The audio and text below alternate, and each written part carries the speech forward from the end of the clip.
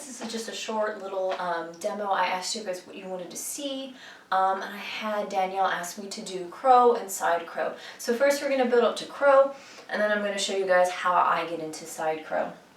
So first, to start off with our crow, I want you guys to think of chaturanga. So we're going to start in our high plank, or your knees can always drop down, belly up and in, and then hinge your body forward. And then from here, as you exhale, move halfway down. Now check in with your body here. Elbows are stacked over my wrists. My belly's pulled up and in, and I'm reaching out through the crown of my head. So I want you guys to think of that motion, that kind of setup when you come into crow. So, moving into our crow. Feet down onto the mat, toes spin to the front. Hands draw down, fingers spread wide. So, I'm going to stack my elbows over my wrists. I'm going to pull my belly up and in, I'm going to lift up onto tiptoes. Take your gaze out in front of you, so you don't want to look directly down onto the mat. You want to take your gaze a little bit forward.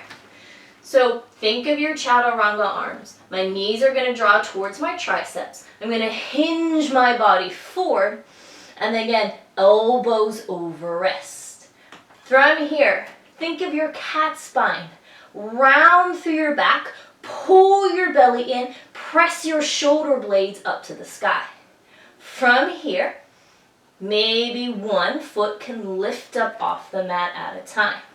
If you can hold a foot up, see if you can bring the other foot up to meet it. Really press up through your back round.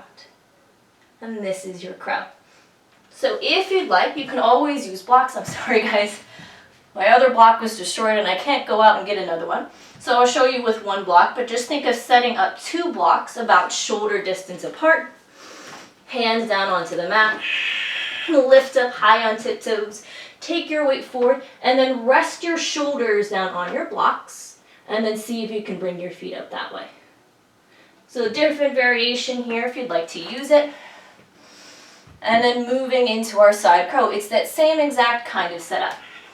So moving into side crow, sink down like you're in your Utkatasana, hands to heart center, take your twist. So I'm going to take my left elbow to my left knee.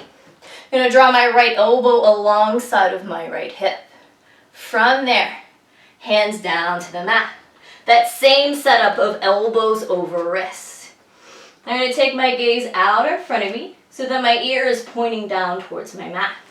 Start to take that hinge forward, elbows over wrists, belly up and in. Press up, we're not just sinking down here, we're pressing up. And then you'll start to feel those toes lift up off the mat. And then slowly come back to center. So if you'd like, you can always take a block underneath your feet. Stacks you up a little bit higher. Get yourself a little bit more parallel to your mat to begin with. And then you'll kind of feel that lift. Knees are stacked, belly up and in. And then slowly come back down. I hope this helps you guys out a little bit. Give me some feedback of more of what you would like to see. And then on Monday, I'll incorporate crow, side crow into our flow. Have a good day, guys.